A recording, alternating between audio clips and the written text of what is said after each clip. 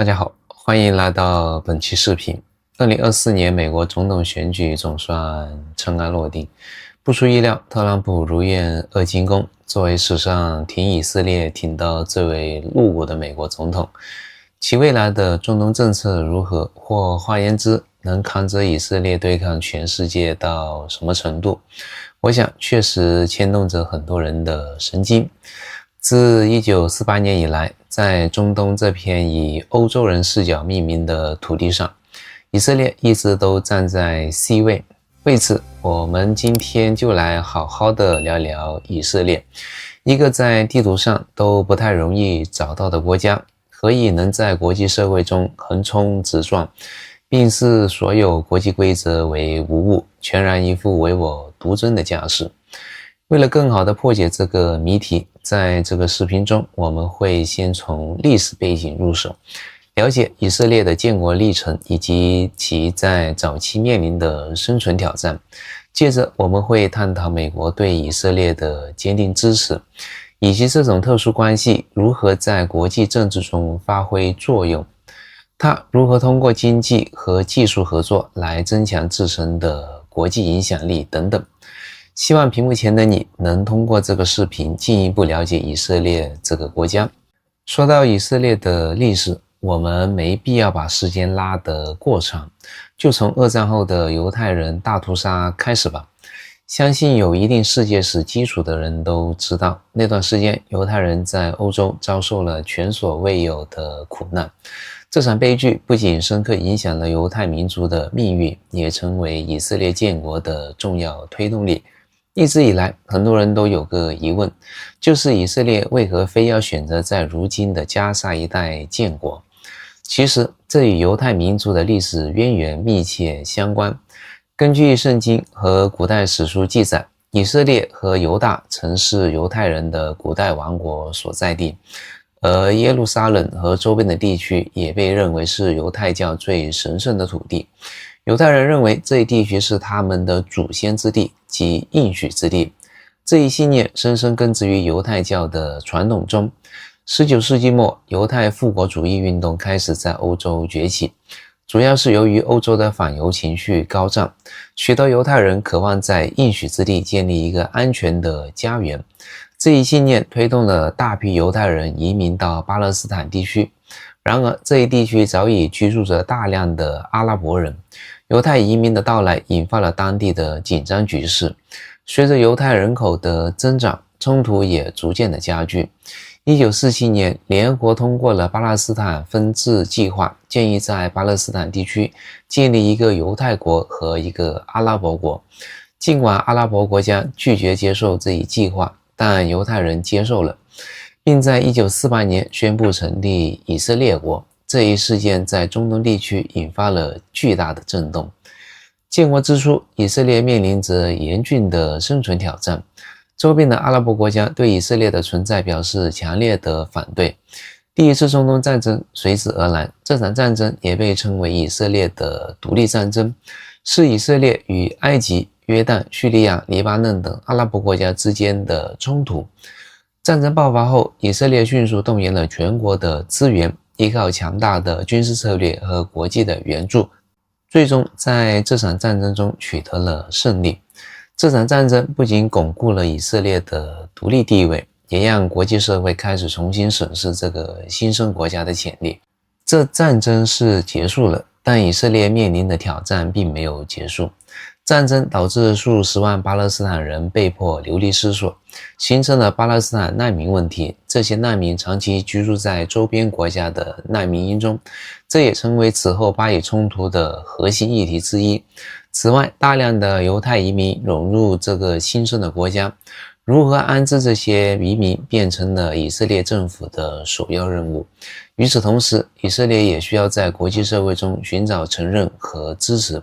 通过积极的外交努力，以色列逐渐赢得了包括美国在内的多个国家的承认。其实，在国际社会中，以色列的存在不仅仅是一个国家的故事，更是一个民族的历史和情感的延续。二战后的犹太人大屠杀给世界留下了深刻的印象，许多国家对以色列的支持也源于一种深刻的道德愧疚感和责任感。首先，犹太人大屠杀是20世纪最为惨痛的历史事件之一。纳粹德国对犹太人的系统性屠杀导致了600万犹太人的死亡。这场浩劫不仅摧毁了无数的家园，也深刻影响了犹太民族的命运。战后，国际社会普遍认为，犹太民族有权在其历史故土上建立一个安全的家园，以避免类似悲剧的重演。这种历史责任感在很大程度上推动了以色列的建国进程。其次，犹太民族的历史情感也在以色列的国际关系中扮演着重要的角色。犹太人对耶路撒冷和以色列土地的情感深深根植于他们的宗教和文化传统中。对于许多犹太人来说，以色列不仅是一个国家，更是一个精神和文化的中心。这种深厚的历史情感使得以色列在国际社会中获得了广泛的同情和支持。然而，以色列的人权问题也引发了不少争议。以色列与巴勒斯坦之间的冲突长期以来一直是国际社会关注的焦点。以色列在处理巴勒斯坦问题上的政策和行动，尤其是在加沙地带和约旦河西岸的军事行动，常常受到国际人权组织的批评。许多国家和组织认为，以色列在这些地区的政策侵犯了巴勒斯坦人民的基本人权。远的不说，自2023年10月冲突升级以来，在加沙地带，以色列的空袭导致数万平民的伤亡，其中就包括大量的妇女和儿童，且90%以上的加沙人口被迫流离失所，基础设施破坏严重，约80%的建筑受损或毁坏。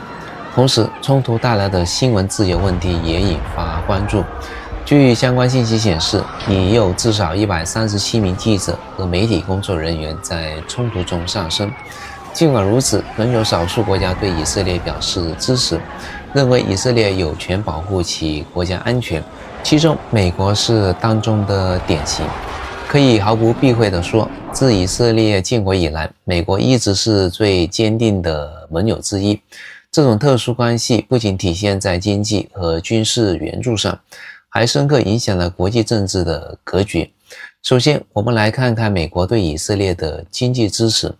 自1948年以来，美国向以色列提供了数百亿美元的经济援助。这些资金不仅用于支持以色列的基础设施建设和经济的发展，还帮助以色列在科技和军事领域取得了显著的进步。以色列的硅谷特拉维夫正是在这种支持下迅速的崛起，成为全球科技创新的中心之一。而美国的庞大资金支持也使得以色列能够在农业、医疗和信息技术等领域进行大量的研发和创新，并一举在相应领域站在了世界前列。其次，美国对以色列的军事支持也是无与伦比的。以色列是美国在中东地区最重要的军事盟友之一。美国不仅向以色列提供了先进的武器装备，还与以色列进行密切的军事合作和情报的共享。以色列的铁穹防御系统就是在美国的支持下研发并部署的。这一系统在多次冲突中发挥了重要的作用，也展示了以色列在军事技术上的领先地位。此外，美国还定期与以色列举行联合军事演习，提升双方的作战能力和协调作战水平。那么问题来了，为什么美国会如此坚定地支持以色列呢？事实上，这背后有着深刻的政治和战略的考量。美国与以色列的关系在很大程度上受到国内政治的影响。犹太游说团体在美国政坛具有相当的影响力，他们通过政治捐款、媒体影响和政策的倡导，帮助塑造有利于以色列的外交政策。美国的许多政客在竞选期间都会强调对以色列的支持，以争取犹太选民和对以色列有圣地情结的福音派基督群体的支持。此外，美国在中东地区的战略利益也是支持以色列的重要原因。中东地区是全球能源供应的关键地带。冷战时期，中东成为美苏角力的重要的战场。以色列的战略位置使其成为美国对抗苏联的前沿哨所。冷战结束后，美国需要一个可靠的盟友来维护其在该地区的利益，而位于地中海东岸、比邻埃及、约旦、黎巴嫩和叙利亚的以色列也再次成了不二之选。如此特殊的地理位置，使以色列在中东的政治和军事事务中极具战略价值。以色列不仅可以通过地中海进行海上的贸易，还可以通过陆地与周边国家进行经济和军事的互动。以色列的港口城市海法和阿斯杜德里是重要的贸易枢纽，连接着欧洲和亚洲的贸易路线。在中东这个复杂多变的地区，以色列身为唯一的犹太国家，也是被美国视为中东地区唯一的民主国家，其与美国的价值观有着天然的契合度，这使得两国在反恐、情报共享和军事合作等方面有着广泛的合作。这里还真就不得不多提一下以色列的情报机构，如摩萨德一直以来都凭借其高效和精准的情报工作而闻名，那些太久远的战绩就不提了。单从近期对伊朗各领域重要人物，以及巴勒斯坦哈马斯和黎巴嫩真主党领导人的精准斩首行动，就可见以色列情报机构不愧为当今世界王牌单位之一。当然，这些情报网络在中东地区的反恐行动中也发挥过重要的作用。总之，以色列在中东地区的存在为美国提供了一个重要的战略支点，帮助美国在该地区实现其外交和军事目标。就像在1973年的赎罪日战争期间，以色列遭到埃及和叙利亚的联合攻击。在这场战争中，美国迅速向以色列提供了大量的军事援助，包括武器装备和后勤的支持，帮助以色列在战争中扭转了局势。这一事件不仅巩固了美以之间的盟友关系，也让国际社会看到了美国在中东地区的影响力。但在可以预见的将来，随着以色列在中东地区对平民那一天天无休止和无差别的杀戮，加之在联合国等国际组织中美国对以色列近乎毫无底线和是非黑白可言的支持，不管国际社会对以色列基于历史的浇灌和怜悯终将会一点点的消失殆尽。客观地说，虽然以色列在政治和军事上一直暴走，但其经济和技术实力仍然不容小觑。作为创业国度，以色列在科技创新方面也取得了令人瞩目的成就。也许很多人不知道，以色列是拥有世界上最高人均研发投入比例的国家之一，这使得以色列在信息技术、生物科技、农业科技等领域处于全球领先地位。特拉维夫被誉为中东的硅谷，吸引了大量的国际投资和科技人才。以色列的初创企业在全球市场上表现活跃，许多公司在纳斯达克上市，成为国际资本市场的重要参与者。其中，移动应用公司位置就是一个成功的例子。位置通过创新的导航技术，迅速在全球市场上占据了一席之地，并最终被谷歌以超过10亿美元的价格收购。这一案例展示了以色列在科技创新和国际合作中的巨大潜力。其次，以色列的农业科技也是其经济发展以及与外界合作的重要领域。尽管以色列的自然资源相对匮乏，但通过先进的农业技术，以色列成功实现了农业的高效生产。其中，滴灌技术是以色列的一项重要发明。这项技术不仅提高了水资源的利用效率，也帮助许多国家解决了农业用水的短缺问题。而在军事技术方面，以色列的国防工业不仅满足国内的安全需求，还在国际市场上占据重要位置。其军事技术出口到多个国家，成为其经济收入的重要来源。此外，以色列在医疗科技领域的创新也备受瞩目，包括生物科技、医疗设备和医疗信息技术都处于世界领先水平。许多以色列公司在癌症的治疗、心脏病治疗等领域取得了突破性的进展，推动了全球医疗技术的发展。透过历史、政治、经济和文化等多重视角，我们可以看到以色列作为一个国家的复杂性。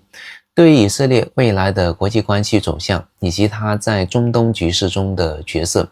每个人或许都会有不同的看法。好了，本期视频就先说到这，希望能帮助您对以色列有更全面的理解。